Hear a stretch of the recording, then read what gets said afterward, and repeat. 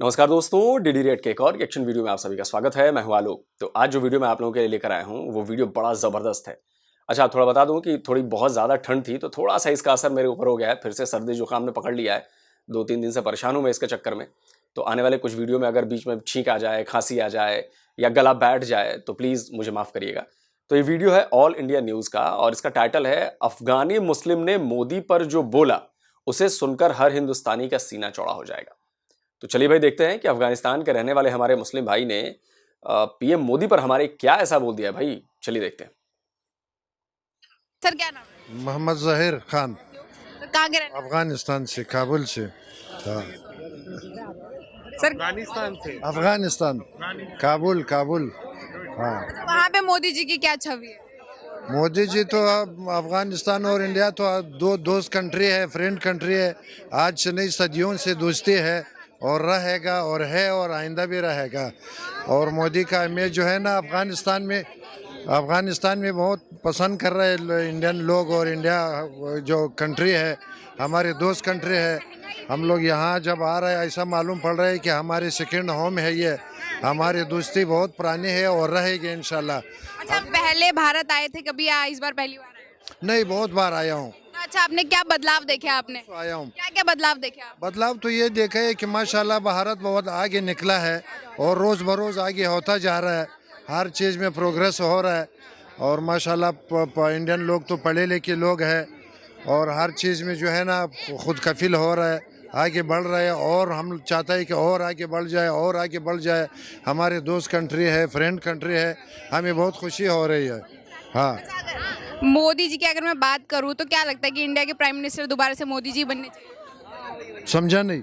अगर मैं मोदी जी की बात करूँ तो 2024 में जो लोकसभा इलेक्शन होंगे तो इसमें दोबारा से मोदी जी को मौका मिलना चाहिए भारत को मेरे चलाने हिसाब से तो 100% मिलना चाहिए, क्योंकि मोदी जी के ज़माने में इंडिया जो आगे हुआ है या जो काम हुआ वो कभी मेरे ख्याल से पहला मिसाल नहीं मिलता है। तो मोदी जी को मेरे हिसाब से वोट देना चाहिए आइंदा भी। अच्छा, आप यहाँ हैं, आपने शॉपिंग करी, तो क्या लगता है महंगाई यहाँ पे है या आपके? नहीं, महंगाई नहीं है। इंडिया की एक खूबी ये है कि दूसरे कंट्री में जाओ वहाँ अभी ये हमने लिया 800 रुपया। अगर दूसरी दुकान में दूसरे मुल्क जाएगा वो 900 और दूसरे में जाएगा तो 1000। यहाँ ऐसा नहीं, यहाँ उल्टा है। एक दुकान में 800 दे रहे हैं, दूसरी दुकान में 700 दे रहा है, तीसरी दुकान में 600 दे रहा है। यानी नीचे आने की कोशिश कर रहे हैं। और हिंदुस्तान की ये आगे निकलने का और कामयाबी का सबसे बड़ी राज है। अच्छा, दूसरे देशों में भारत की क्या छवि है? बहुत अच्छा इमेज है भारत की। भारत तो माशाल्लाह बड़ा मुल्क है, दुनिया में चौथा पांचवा मुल्क है हर लिहाज से। मतलब इंडिया का इमेज तो मैं समझता हूँ, मैं जहाँ भी वर्ल्ड में घुमा फिरा हूँ, इंडियन लोग बहुत पसंद कर रहे हैं। पढ़े लिखे लोग हैं, मोहब्बत करने मुरवत करने वाले लोग हैं, अच्छे लोग हैं। मतलब इंडिया का नाम बड़ा रोशन है हर जगह मेरे हिसाब से। अच्छा, अफगानिस्तान के लोग मोदी जी के बारे में क्या छवि रखते बहुत अच्छा ख्यालात रखता है, अच्छा रखता है, बिल्कुल अच्छा ही रखता है। मोदी जी ऐसा कुछ काम किया है अपने मुल्क के लिए जो है ना। मैं कहता हूँ सारे इंडियन से मेरा ये निवेदन है कि मोदी जी का सपोर्ट करें। मोदी जी की तरह आदमी मेरे ख्याल से मुश्किल से मिलेगा। ये मैं बोलता हूँ, मैं तो फॉरनर हूँ, अफगानिस्तान का हूँ। अभी परसों मैं आया, अभी अगले वेडनेसडे को वापस जा रहा हूँ, फिर आ रहा हूँ। मैं एक हफ्ते में आता जाता हूँ। तो मोदी अच्छा, वहाँ तालिबान है तो तालिबान और इंडिया के क्या रिलेशंस? अभी अगर एक बात आप लोगों को बोलो शायद यकीन नहीं आएगा। हर प्लेन में तालिबान आ रहे हैं, 8 आदमी 10 आदमी इंडिया के साथ उसके अच्छा रिलेशन है अंदर अंदर।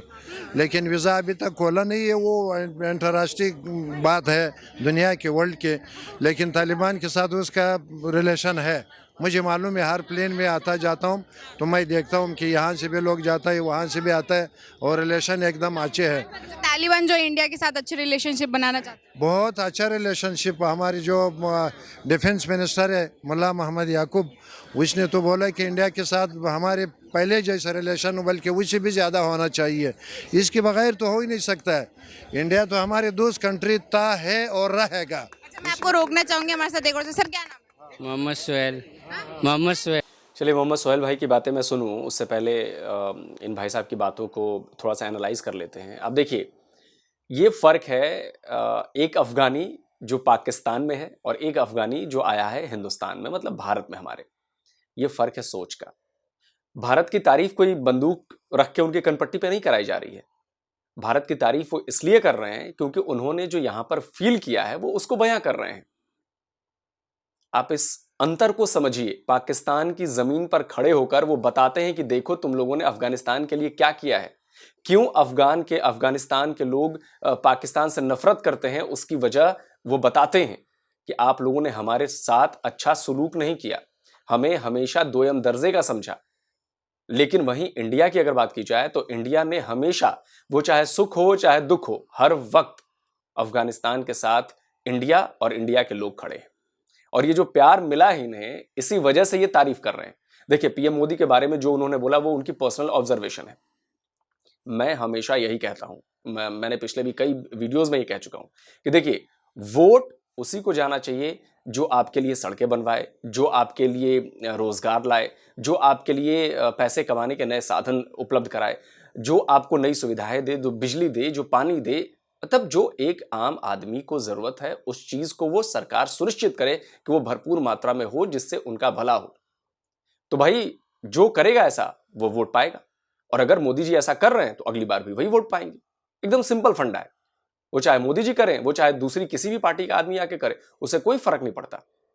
जो काम करेगा वो वोट पाएगा। बिल्कुल सीधा फंडा है मेरा, बिल्कुल सीधा फंडा है। चलिए अब आगे सुनते हैं। सर, मोदी जी का काम आपको कैसा लगा? मोदी जी बहुत अच्छे सरकार है, केजरीवाल भी बढ़िया है, पर उन्होंने बस तो चलाया, लेडीज़ की तो फ्री कर। तो फिर 2024 में फिर कौन बन सकता है प्रधानमंत्री? अब ये तो प्रधानमंत्री देखो जो अच्छा काम करेगा, वैसे मोदी जी आने वाले हैं, मोदी जी आएंगे। अगर मैं मोदी जी की बात करूँ तो क्या क्या काम आपको मोदी जी के पसंद है? अच्छा लग रहा है, मोदी जी बहुत अच्छे हैं, ऐसी कोई बात नहीं है, लेकिन काम तो वो अच्छे ही दिखा रहे हैं। जैसे क्या क्या काम आपको पसंद है? आप सारा काम अच्छा लगा उनका। एक दो काम बताइए। देखो लोगों को अभी भाईचारा आपस में ही रहता है, ये नहीं कि लोग, बहुत से लोग उनके खिलाफ ये कहते हैं कि हिंदू मुस्लिम करता है, ऐसा कुछ नहीं, ऐसा कुछ नहीं। बेचारे सबके लिए हैं और सबके लिए हमेशा रहेंगे।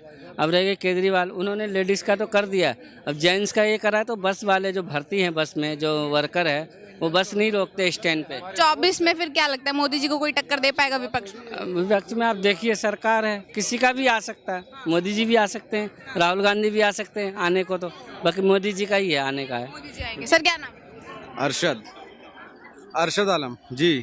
क्या लगता है 2024 में कौन बन सकता है प्रधानमंत्री? प्रधानमंत्री कोई बनेंगे, मोदी जी नहीं बनेंगे। क्यों मोदी जी क्यों नहीं बन सकते? नहीं बन सकते। क्यों ऐसा, क्यों काम आपको उनके पसंद नहीं? नहीं, उनको कोई काम नहीं पसंद आए। क्या नाम है आपका?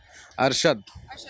तो अगर मैं मोदी जी की बात करूं तो आपको किन किन बातों से आपको लगता है कि नहीं, वो दोबारा नहीं बन सकते? मैम वैसे भी आप यहाँ पे जितने लोग खड़े हैं 90% लोग यही कहेंगे कि मोदी जी प्रधानमंत्री नहीं बन सकते। लेकिन सर, हमारे साथ ही अफगानिस्तान से आए हैं, ये ऐसे बोल रहे हैं कि जो इंडिया को जो है दोबारा से प्रधानमंत्री की जरूरत है। वैसे एक चीज़ बताए, अगर मोदी जी हम लोग का सहयोग कर दे तो देश बहुत आगे जा सकता है।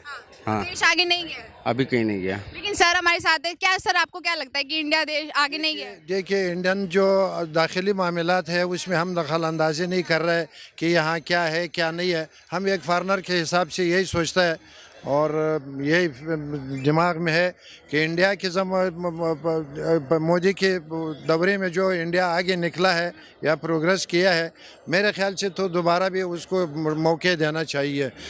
अच्छा देखिए, यही हमारी डेमोक्रेसी की ना खूबसूरती है।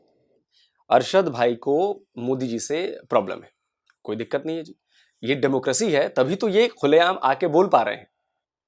आप लोग जो कहते हुए जो मुसलमानों को दबाया जाता है, ये किया जाता है, वो किया जाता है, अरशद भाई को आपने देखा। देखिए, वैचारिक मतभेद से कोई प्रॉब्लम नहीं है, कोई किसी पर जोर जबरदस्ती नहीं कर सकता कि भाई तुम्हें नहीं वोट डालना है या तुम्हें ये नेता जबरदस्ती तुम्हें पसंद है। नहीं, अगर उनको मोदी जी का काम अच्छा नहीं लगा है तो नहीं लगा है बॉस, ठीक है, इससे बात क्लियर हो गई ना।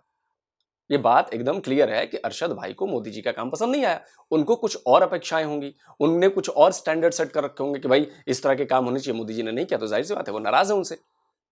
यही हमारी डेमोक्रेसी है, यही हमारी यूनिटी है कि भाई मैं आपसे इत्तेफाक नहीं रखता और मैं आपका खुलेआम विरोध भी कर सकता हूं। इसके लिए आपको उठा नहीं लिया जाएगा, इसके लिए आपको जेल में नहीं डाल दिया जाएगा। और जो अभी कुछ लोग आ जाएंगे कमेंट करने कि नहीं कई लोगों को तो जेल में डाला गया, तो आप जाके पढ़ लीजिएगा कि उनको जेल में क्यों डाला गया है। क्योंकि आप जब एक मर्यादित भाषा में करेंगे टिप्पणी तब तो ठीक है, अमर्यादित भाषा का इस्तेमाल करेंगे, गाली गलौज का इस्तेमाल करेंगे तो आप पर कार्रवाई होगी। और अरशद भाई ने बिल्कुल ठीक किया, उसमें कोई प्रॉब्लम नहीं है भाई। आपको आप विरोध करिए, बिल्कुल मर्यादित तरीके से, लोकतांत्रिक तरीके से, डेमोक्रेटिक तरीके से करिए। लेकिन साथ ही जो अफगानिस्तान के अपने भाई साहब हैं, उन्होंने भी बताया कि वो बाहर से वो क्या देख रहे हैं और अंदर से जो कुछ लोग नाराज हैं या जो लोगों को लगता है कि नहीं जी मोदी जी ठीक काम नहीं कर रहे हैं, उनके लिए ये वीडियो बहुत सबक देने वाला वीडियो है। बाकी इंडिया का जो यहाँ जो चल रहा है उसमें हम दखल अंदाजी नहीं कर रहे, क्या है क्या नहीं है, कैसा है, ये है वो, उसमें हम नहीं पढ़ रहे। लेकिन मोदी जी जो है वो इंडिया के लिए बहुत ज़बरदस्त आदमी है मेरे हिसाब से तो। हाँ, एक फॉरनर के हिसाब से मैं बोल रहा हूँ। दाखिल में क्या चल रहा है, किसी का क्या है, कैसा है, वह बहुत कुछ भी है। हाँ, देखिए, आपको जहाँ तक आपको जितना दिखा आपने उतना बोल दिया, लेकिन जो सच्चाई है वो यही है। नहीं, वो तुम लोगों का जो आपस में जो कुछ है वो उसमें मैं नहीं पढ़। देखिए, मैं एक चीज़ कहना चाहता हूँ, मोदी जी अगर हम लोग का सहयोग एक चीज़ से कर दे, अपना इस्तीफा दे दे, तो देश बहुत आगे चला जाएगा। इस्तीफा दे देंगे फिर कैसे काम के चले? भी ठीक है, यहाँ का नहीं हो पाए जी, लेकिन ये बाहर के होके भी यहाँ की चीज़ समझ रहा है ना। क्या कह रहे थे? कह रहा हूँ कि ये यहाँ के होके इंडिया को नहीं जान पा रहे, लेकिन ये बाहर से आके हमें जान रहे, है ना। से बोल रहा है ना, वो मैं समझता हूँ, लेकिन हम उस चीज़ों में नहीं पढ़ रहे। हमारे इंडिया हमारे दोस्त है, हम दोस्त के हिसाब से इंडिया को देखता है, और इंडियन पब्लिक जो है वो हमारे ब्रदर पब्लिक है, हम उस हिसाब से बोल रहे हैं। बाकी यहाँ अंदर का मामलात क्या है, कैसा है, कौन क्या बोल रहे हैं, कौन क्या, उसमें नहीं। लेकिन मोदी जी को मेरे हिसाब से इंडिया के लिए एकदम ज़बरदस्त आदमी है मेरे हिसाब से तो। बहुत इंडिया को आगे बढ़ाया और आगे बढ़ाएगा। हाँ, अच्छा, आप पाकिस्तान के बारे में आपके मन में क्या चल पाकिस्तान तो हमारा दुश्मन है। हाँ, पक्का पक्का 100%। कैसे क्या है? कैसे क्या छवि है? 45 साल से हम लोगों को आपस में लड़वा रहा है। हाँ, वो हमारे मुल्क में खुद 10-12 गवर्नमेंट गिर गए, वो उसी की वजह से वो हो रहा है। सब हमारे मुल्क में सब तबाही और बर्बादी वो मचाई भी है। हाँ, बिल्कुल बिल्कुल, इसमें शक नहीं है। जी सर, आप क्या कह रहे हैं? नहीं, सही कह रहे हैं। देखिए, जैसे कि पाकिस्तान, श्रीलंका और आपका ठीक है टर्की, है ना, उनका क्या हिसाब किताब चल रहा है अभी। और भी देशों में है, और भी देश है जो कि क्या उनकी हालत क्या खराब हो रहा है। अच्छा, हमारे इतने ठीक है क्राउड है, इतना ठीक है, इतना जनसंख्या है, फिर भी देखो सब सही है, ठीक है ना, है ना। तो आपके हिसाब से देखिए, ये बहुत मार्के की बात कही है इन्होंने। जो ये बात कही है इन्होंने, आप इसकी गंभीरता को समझिए। श्रीलंका, पाकिस्तान, टर्की, मुझे लग रहा है इन तीनों देशों को भी मिला देंगे तो हमारी जनसंख्या के शायद आधे से ऊपर थोड़ा सा पार हो जाए, और तभी बराबरी नहीं कर पाएंगे, जहां तक मुझे डेटा रिकॉल हो रहा है। भाई 22 करोड़ उधर ले लीजिए, 25-30 करोड़ इधर ले लीजिए, और वही 25-30 करोड़, मतलब कहीं वही 1 करोड़ के करीब, 1 अरब के करीब, 100 करोड़ के करीब हो जाएंगे, जहां तक मुझे लग रहा है। हो सकता है मैं गलत भी हूं, रिकॉल नहीं कर पा रहा हूं मैं। लेकिन जो बात कही उन्होंने कि एक मुल्क में आप देखिए कि 130 करोड़ लोग रहते हैं, और उन सबको साथ लेकर चलना, सबके लिए चीजें प्रोवाइड कराना, बिजली, पानी, आटा, चावल, सब्जियां, गैस, पेट्रोल, डीजल, सारी सुविधाएं, सड़कें, नौकरियां। आप समझिए कि ये कोई छोटा मोटा काम नहीं है। हमेशा हम सुनते हैं ना कि छोटा परिवार सुखी परिवार, लेकिन हमारा तो बड़ा परिवार भी है और सुखी परिवार भी है। हाँ, प्रॉब्लम्स हैं, मैं ये नहीं कह रहा कि 100% सुखी हो गया बहुत। भाई सुपर पावर अमेरिका में भी प्रॉब्लम्स है, भिखारी वहां भी पाए जाते हैं, गरीबी वहां भी है, तो ये नहीं है। लेकिन हम धीरे धीरे काम कर रहे हैं कि लोगों के जो लिविंग स्टैंडर्ड्स हैं वो अप की जाए, लोगों की कमाई को बढ़ाया जाए, और काफी हद तक पिछले 10 सालों में हम कामयाब भी हुए हैं, इसमें बहुत ज्यादा कामयाब हुए हैं। तो ये बहुत बड़ी बात कही है कि 130 करोड़ की जनता को संभालना और उनके लिए चीजें उपलब्ध कराना, ये बहुत बड़ी बात है, ये कोई छोटी मोटी बात नहीं है। इस जैसे देश जिनकी जनसंख्या कम है, 20-25 करोड़ 30 करोड़ वाले, वो तो संभाल ही नहीं पा रहे। हालांकि टर्की की दूसरी प्रॉब्लम है, लेकिन टर्की ने अपने देश के लिए अच्छा काम किया था। अब भले ही प्रॉब्लम में फंस गया है एर्दोगन के आने के बाद से, लेकिन पहले तो वो बढ़िया काम कर रहा था। लेकिन देखिए, बहुत बड़ी बात कही है इन्होंने। कौन बन सकता है फिर 2024 में प्रधानमंत्री? इसमें बोलने वाली क्या बात है, ठीक है, मोदी जी बनेंगे। मोदी जी क्यों नहीं बनेंगे? मतलब राहुल गांधी क्यों नहीं बन सकते? देखिए, वो मेहनत कर लेंगे, एक दिन बन जाएंगे। एक दिन कब बन पाएंगे? जब समझ जाएंगे हम लोगों को, गरीबों को, सबको एक जैसा समझेंगे। समझने की बात करिए, गरीबों को तो धरातल पे उतरे तो हैं, वो लोगों के बीच चल रहे हैं, भारत जोड़ो यात्रा निकाल रहे हैं, तो समझ ही तो रहे हैं। लेकिन एक चीज़ है, ये जो जा रही है ये अच्छी बात है ना। जगह जगह जा रहे लोग, लोगों के बीच में रह रहे, लेकिन झूठ कभी कभी निकलता है उनके मुंह से। हाँ जी, यहीं पे लाल किला में कुछ दिन पहले राहुल गांधी बोले थे कि मैं झूठ नहीं बोलता, मैं भगवत गीता पढ़ता हूँ, है ना। लेकिन उसमें भी कई बातें झूठ बोल रहे थे, तो है ना। अच्छा, आपने भगवत गीता की अगर आपने बात करें तो हाल ही में उन्होंने जो तपस्वी वाला लुक लिया है, सर पे चंदन लगाया, जनेऊ पहने, इस लुक को आप कैसे देखते हैं? कैसे उनका जो मन करेगा वो करेंगे ना, उनका हमारा उनकी पर्सनल लाइफ है। क्या कह रहे हैं आप? वो तो उनकी पर्सनल लाइफ है। जैसे आपने भी चश्मा लगाया है, तो कल को कोई हमसे कोई पूछे कि आपने चश्मा क्यों लगाया है, वो उनकी पर्सनल लाइफ है, वो जैसा करना चाहे करे। ठीक है, देश किसी भी राजनेता को चाहता है, वो चाहता है जो पब्लिक के लिए काम करे। और हमारा जैसे स्वाद बदलता है ना, हम रोज़ पनीर खाना पसंद नहीं करते, किसी दिन नमक के साथ भी रोटी खाते हैं। पहले कांग्रेस को बिठाया, फिर केजरीवाल को बिठाया, बीजेपी को भी बीच में बिठाया था दिल्ली में। ठीक है, पब्लिक का काम जो करेगा पब्लिक उसको बिठाएगी, जो पब्लिक का काम नहीं करेगा एक टाइम पे पब्लिक उसको उखाड़ के फेंक देगी। आपने बोला आप बदलाव चाहते हैं, तो आप बदलाव करके बदलाव चाहते हैं। मैंने कहा पब्लिक को एक चीज़ एक टाइम के बाद अच्छी लगनी बंद हो जाती है। कोई भी किसी भी पार्टी का नेता हो, वो पब्लिक के लिए काम करे, पब्लिक उसको जिताती रहेगी। तो आपके हिसाब से फिर कौन आ सकता है इस बार 2024 में? पब्लिक आप भी तो पब्लिक में ही आते हैं, आपके हिसाब से कौन आ सकता है? अगर मैं पब्लिक में आता हूँ तो मुझे बोलना नहीं चाहिए कि मैं, क्योंकि ये तो बहुत पर्सनल मैटर होता है। आप गलत तो नहीं कह रहा मैं, इन चीज़ों को बताया नहीं जाता है। बाकी जो भी पब्लिक का काम करेगा, पब्लिक के लिए काम करेगा, गरीबी हटाएगा, गरीबों के लिए काम करेगा। ठीक है, अभी बहुत करंट में जो सरकार है, मोदी सरकार, इसका काम आपको कैसा लगा? 8 साल का जो कार्यकाल रहा। कुछ चीज़ें अच्छी हैं, कुछ चीज़ें अच्छी नहीं भी हैं। ठीक है, अब देखो गरीब लोग हैं, अभी भी सड़कों में बैठते हैं। बात होती है कि राहुल गांधी टी शर्ट पहन के चल रहा है। अरे कितने गरीब लोग हैं जो जिनको एक वक्त का खाना नसीब नहीं होता, कपड़े नसीब नहीं होते, उनके बारे में तो कोई बात ही नहीं करता। चलिए दोस्तों, वीडियो जो है वो ख़त्म हो गया, शायद इतना ही था। और जाहिर सी बात है, मैं यही कह रहा हूँ कि हमारी डेमोक्रेसी की यही खूबसूरती है। जो भाई साहब ने बात कही कि जो काम करेगा, जिस पार्टी की सरकार काम करेगी, लोगों के लिए काम करेगी, लोगों को लगेगा, वो उसको जिताती रहेगी। सिंपल है एकदम। अब देश की जनता समझ गई है कि अब लल्लो चप्पो से और भुलावन में फंसाने में काम नहीं चलेगा। काम अब ऐसे चलेगा कि भाई आप हमारे लिए काम करोगे, आप हमारे लिए हमारी सारी सुविधाएं हमें उपलब्ध कराओगे, तो हमें आपको वोट देंगे, नहीं तो हम नहीं देंगे, आपको उखाड़ फेंकेंगे।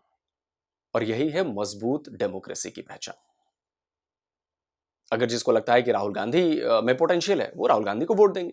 जिनको लगता है कि पीएम मोदी में पोटेंशियल है, वो तीसरी बार भी उनको बनाने के लायक है, वो पीएम मोदी को वोट देंगे। जिन्हें लगता है कि केजरीवाल हो सकते हैं, वो केजरीवाल को देंगे। एनीबॉडी, कोई भी आ जाए, कोई प्रॉब्लम नहीं है। लोगों के हाथ में है कि किसको कौन जिताता है। जिसको ज्यादा वोट पड़ जाएंगे, जिसको ज्यादा लोग पसंद करेंगे, वो 2024 का इलेक्शन जीत जाएगा। अब आते हैं वीडियो पर। देखिए, इलेक्शन हमेशा अभी तक जो होते आए हैं उनमें बहुत सारे फैक्टर्स हैं। जाति का फैक्टर है, मजहब का फैक्टर है। उनको पता है, जो बात भाई साहब बोल रहे थे, अरशद भाई जो बोल रहे थे, हमें पता है कि उनकी प्रॉब्लम क्या है, हमें पता है प्रॉब्लम क्या है। लेकिन उनको अभी तक नहीं पता है कि उनको ये प्रॉब्लम क्यों है। जब उनसे पूछा गया कि भाई आप बताइए तो सही कि क्यों आप नापसंद कर रहे हैं, नहीं बता पाए, और वो बोलेंगे भी नहीं, क्योंकि ये बात बिठाई गई है कि मोदी जो है वो एंटी मुस्लिम है, वो मुस्लिमों को काट देगा। गोधरा की याद दिलाई जाती है बार बार। लेकिन ये लोग भूल जाते हैं कि जब गुजरात के सीएम वो बने थे, तब उनको कुछ ही महीने हुए थे सीएम बने हुए। तो क्या कोई उनके खिलाफ षड्यंत्र नहीं रह सकता? और छोड़िए, मैं तो वही बात कर रहा हूं, मैं मोदी जी की जगह कोई भी दूसरा तीसरा होता, मैं यही बात कहता। कांग्रेस का भी अगर सीएम होता वहां पे, तब भी मैं यही कहता कि यार कुछ महीने हुए थे उनको सीएम बने हुए और इतना बड़ा कांड हो गया, फिर भी उन्होंने संभाला किया। लेकिन उसके बाद क्या 2002 के बाद से, शायद 2002 में ही दंगे हुए थे ना, हाँ, क्या उसके बाद से गुजरात में आज तक एक भी दंगा हुआ? नहीं हुआ। या 2014 के बाद से आप देखिए, 2014 के बाद से देश में क्या कितने दंगे हुए? बहुत कम दंगे हुए। तो आप ये मत समझिए कि मतलब चीजें बाहर नहीं आती हैं। सोशल मीडिया का जमाना है, चीजें बाहर हो जाती हैं। दंगे हुए हैं, ऐसा नहीं है कि दंगे नहीं हुए, दंगे हुए भी हैं, लेकिन उन सबके पीछे साजिश, उन सबके पीछे प्रॉब्लम्स। और जाहिर सी बात है यार, जहां 130 करोड़ लोग हैं भाई, इतने सारे धर्मों के लोग हैं, करोड़ों की संख्या में है, प्रॉब्लम आएगी। यहां घर में 5 भाई अगर हों या 4 ही भाई हों, 2 भाई हों, उनमें नहीं पड़ती, फौरन अलग अलग होने लगते हैं, बंटवारा हो जाता है, लड़ाइयां हो जाती हैं। फिर तो यहां पे करोड़ों लोग हैं, कम्युनिटीज हैं, मजहब है, धर्म है। लेकिन ये है कि ठीक है, प्रॉब्लम्स आती हैं तो प्रॉब्लम्स को हम सॉल्व करते हैं, और धीरे धीरे डेवलप किया ना हमने। पिछले 8 साल में हम सब सरप्लस बिजली वाले देश बन गए। पिछले 8 साल में हमारा फॉरेक्स रिजर्व देखिए अब $600 बिलियन के पास पहुंच गया है, ऑल टाइम हाई है। हम चीजों में, एक्सपोर्ट में आगे बढ़ रहे हैं, हमारा कारोबार अच्छा हो रहा है। और अफगानिस्तान के वो जो भाई साहब थे, उन्होंने बिल्कुल सही बात कही कि भाई दुनिया में नाम बढ़ा है भारत का, इसमें कोई किसी को शक होना नहीं चाहिए। अब जबरन के आप थेथरोलॉजी करने लगे तो वो अलग बात है। आज बिना इंडिया के काम नहीं चल रहा है किसी का, हर जगह इंडिया चाहिए। तो ये हम भारतीयों के लिए बड़े गर्व की बात है कि हमारा नाम जो है वो अब बराबर में लिया जाने लगा है कि अब थर्ड वर्ल्ड कंट्री हम नहीं रहे, अब हम धीरे धीरे आगे बढ़ रहे हैं। और पीएम मोदी ने जो कहा है ना कि अगले 25 सालों में, जब हम 100 साल के हो जाएंगे, तब तक हमें डेवलप नेशन बन जाना है। तो हम सबकी जिम्मेदारी है कि हम इसमें योगदान दें, अपनी तरफ से जो भी योगदान दे सकते हैं, और हमें अपने इंडिया को डेवलप नेशन बनाना है। देखिए, सरकारें आती जाती रहेंगी, देश सबसे ऊपर है, सरकार किसी की भी हो, लेकिन हम काम देश के लिए करेंगे। और जो देश के बारे में सोचेगा हमें उसको वोट देना है, जो देश के लोगों के बारे में सोचेगा हमें उसको वोट देना है, जो देश के लोगों के लिए काम करेगा हमें उसको वोट देना है। That's it. तो जल्दी मिलते हैं एक और नए वीडियो के साथ। नमस्कार, जय हिंद।